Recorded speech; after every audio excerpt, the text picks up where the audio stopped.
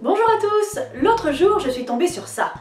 Christine. Non mais, vous m'auriez dit qu'après un mois de congélation, Schumacher allait sortir du coma, j'aurais été bouleversée. Mais là, après 30 mois d'hibernation, que Rosetta sorte de l'hibernation, excusez-moi, pour 1 milliard d'euros, je veux pas faire ma crevarde, mais c'est pas un peu chéro pour filer une comète? Non mais j'ai promis de pas m'énerver, alors je vais pas m'énerver, hein. Chère Christine, vous n'êtes pas la seule à vous poser ce genre de questions. Il y avait peut-être une manière plus élégante de la poser, surtout sur le service public, non? Eh, tu peux la mettre en veilleuse 2 secondes? Ouais. Merci. Sachez que la réponse est non, ce n'est pas un peu chéro pour filer une comète. Je vais argumenter avec le plus de détails possible en quelques minutes, mais sachez que je pourrais tenir des heures sur le sujet. Bah justement, qu'est-ce qui nous en empêche? Non. Tu veux faire les choses correctement ou pas? Oui, et d'ailleurs je vais le faire. Oh, Étienne Klein. Où ça?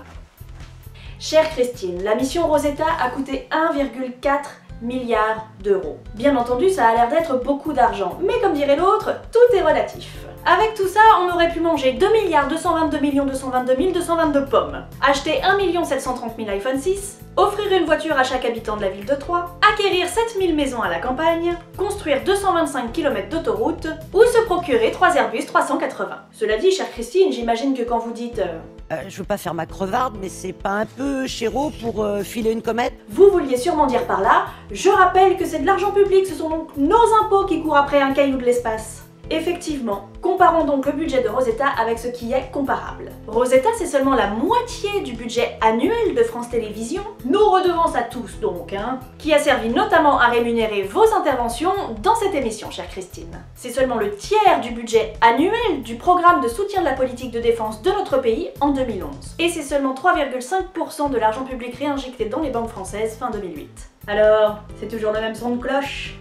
Vous voyez donc, chère Christine, que 1,4 milliard d'euros, ça peut ne pas être si chéro que ça. Mais dans les derniers exemples, j'ai comparé un budget global d'une mission européenne à des budgets annuels d'institutions françaises. Rosetta est une mission de l'ESA, l'Agence Spatiale Européenne. Les Français et leurs impôts n'ont donc pas réglé l'ardoise à eux tout seuls. La France a participé à la mission à hauteur de 280 millions d'euros. Mais c'est pas un peu chéro pour filer une comète? Bah du coup de moins en moins, Et ces 280 millions d'euros, il faut les étaler sur 20 ans. Cherchez pas, ça fait 14 millions par an. 14 millions d'euros par an pendant 20 ans. Du coup, chère Christine, savez-vous combien aura coûté la mission Rosetta à chaque Français? 20 centimes par an, pendant 20 ans. Soit 4 euros et des poussières en tout pour chaque citoyen. Si vraiment vous trouvez encore que pour une mission historique ça fait chéro, alors tenez, je vous les rembourse les 4 euros.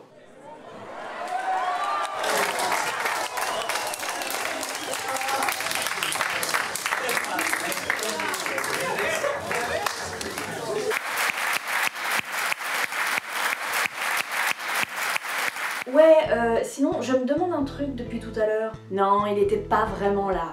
Oui, bon bah ça va, c'est juste que dans le doute, du coup... Et donc ta question c'était, il a été congelé, Schumacher? Non. Non. Non. Et voilà, vous pouvez fermer internet et ouvrir un livre. Celui-là par exemple qui raconte 100 inventions du domaine spatial utiles dans notre quotidien. Et surtout, n'oubliez pas de rester le nez en l'air, à ne rien faire. À la prochaine!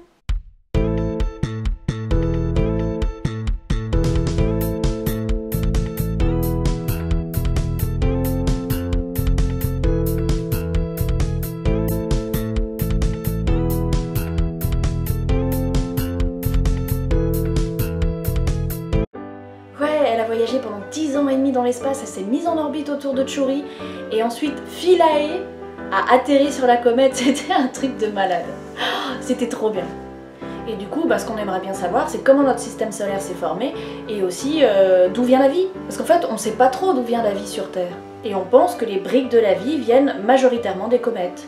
Hey, Emmett, tu crois qu'on est seul dans l'univers? Ouais, non. Non, rien. Laisse tomber.